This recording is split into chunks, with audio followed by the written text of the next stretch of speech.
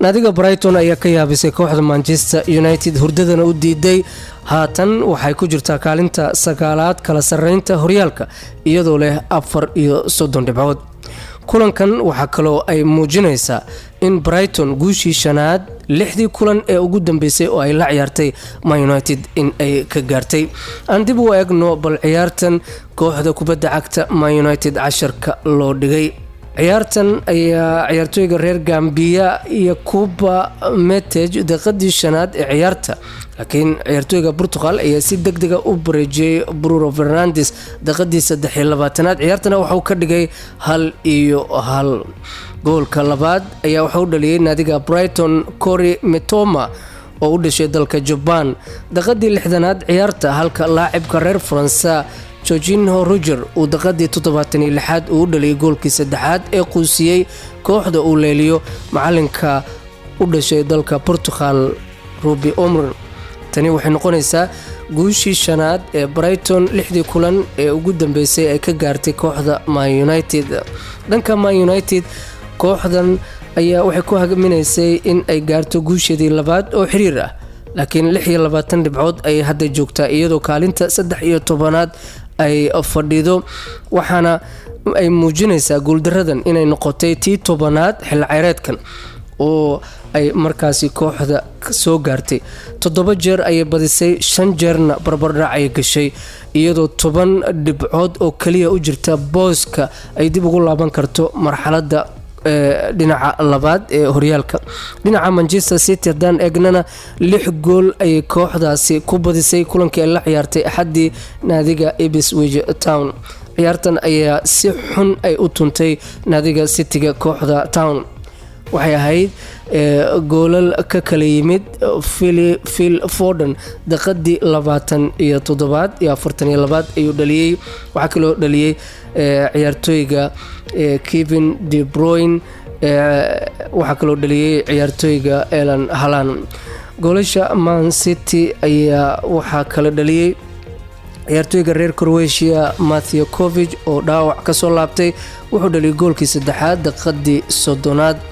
kubad sameeyaha heer caalami ee dalka Belgium Kevin De Bruyne ayaa u cadaro ka dhigay ciyaartaasi 3 caawin ah oo ay ku jiraan 2 uu siiyay Foden iyo mid uu dhaliyay xidiga ay isku dalka yihiin Jeremy Doku ayuu dhiibay.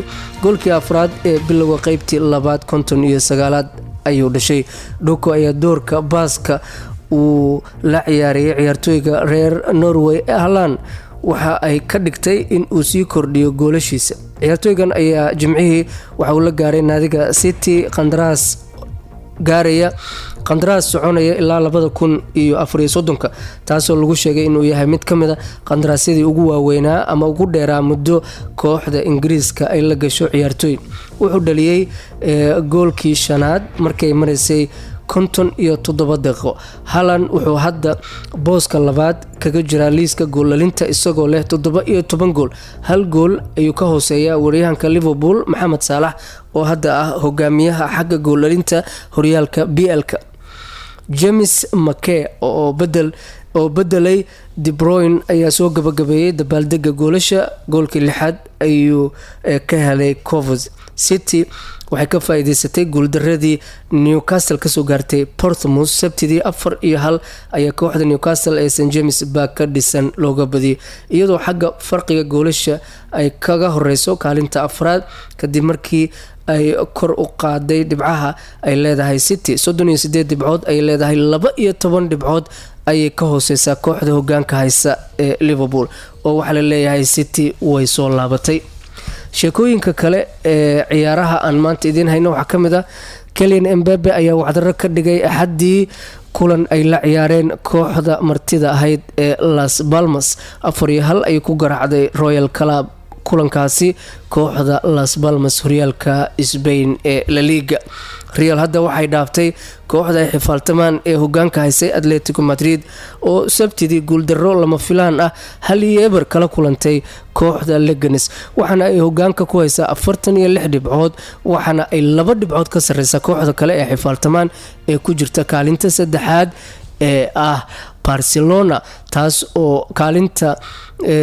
taas oo markaasi 7 dhibcood ay ka sareeyaan dhibcaha hogaanka kadib markii Barcelona kadib hal ay ku kala tageen.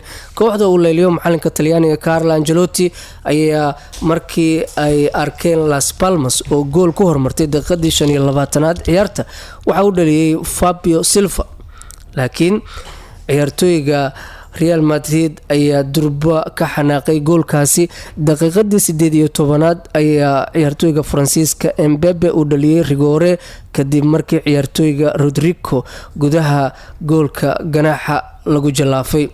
ciyaartooyga Ibrahim Diaz ayaa daqiiqadii 33aad goolka Real Madrid u dhaliyay. Mbappe ayaa hogaanka u sii dheereeyay oo goolkii saddexaad isna dhaliyay kadib markii kubad cajiib ah oo hal taabasho uu ka helay xagga koornada iyadoo uu soo tuuray ciyaartooyga Rodrigo. goolka afraad ciyaarta kadib kubad uu soo qaaday oo weerar celis ah ayuu daqiiqadii 57aad uu dhaliyay. Las Palmas ayaa iyana waxay la kulantay inay garoonka ku ciyaarto 10 ciyaartooy kadib markii Benito Ramirez oo bedel ku soo galay uu qaatay kaarka cas ee tooska kadib markii si xun uu u jalaafay ama uu ula ciyaaray Lucas Vazquez daqiiqadii 64aad.